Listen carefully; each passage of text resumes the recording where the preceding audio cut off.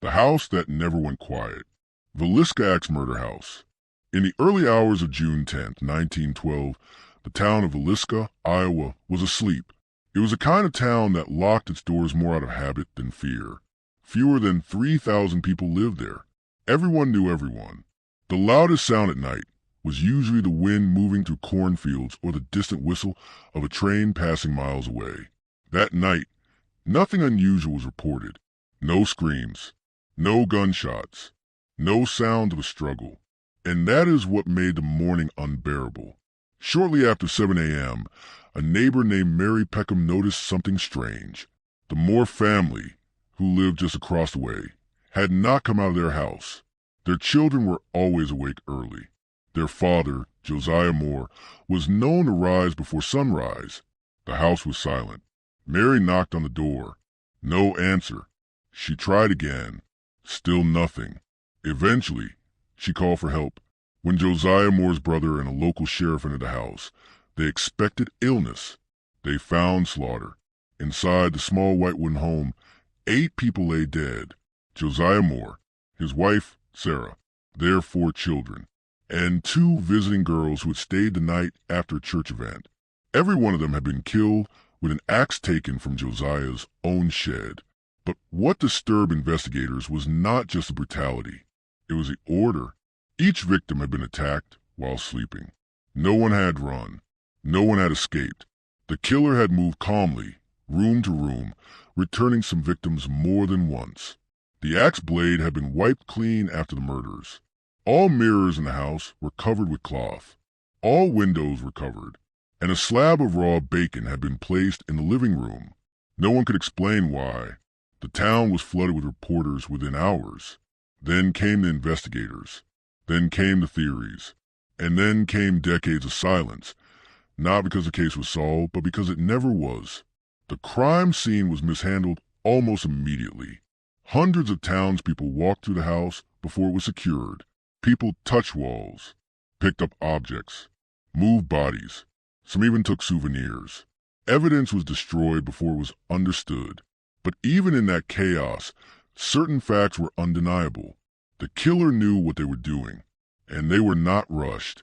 The axe was found leaning against the wall. The blade faced upward. That detail haunted investigators.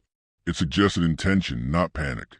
Suspicion first fell on a traveling preacher, Reverend George Kelly. He was in town that night. He left shortly after the murders. He behaved strangely during questioning. At one point, he allegedly confessed. Then he recanted. There was no physical evidence tying him to the crime. He was acquitted. Other suspects followed. A jealous business rival, a disgruntled former employee, a serial killer traveling the Midwest by train. None could be proven. No fingerprints. No witnesses. No confession that held.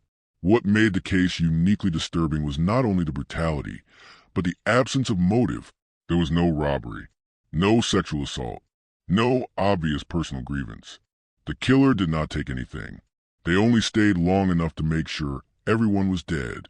Over time, the house itself became part of the story. Residents reported that animals refused to enter. New owners complained of sounds at night, not voices, but movement. Doors found open, objects relocated, lights extinguished. None of it could be proven. But enough people experienced it that the house developed a reputation. In the 1920s, the house was rented out. Tenants rarely stayed long. One family moved out after claiming they heard children crying at night. Another reported a sensation of being watched. Again, no evidence, only patterns. The house was eventually abandoned, then reopened, then abandoned again. It never stayed quiet for long. What still unsettles historians is not the ghost stories. It is the killer's discipline. They waited until the entire household was asleep. They covered mirrors, a behavior sometimes associated with self-awareness or ritual. They stayed inside long enough to ensure death. They left without being seen. And they were never caught. More than a century later, the case remains officially unsolved. No final suspect. No closed file.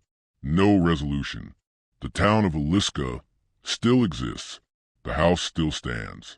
And the silence that followed June 10th 1912, was never broken by justice, only by time. Why the story endures, not because it is haunted, but because it is unfinished. Someone walked into a quiet American home, killed 8 sleeping people, and walked out again, into history, unnamed, unpunished.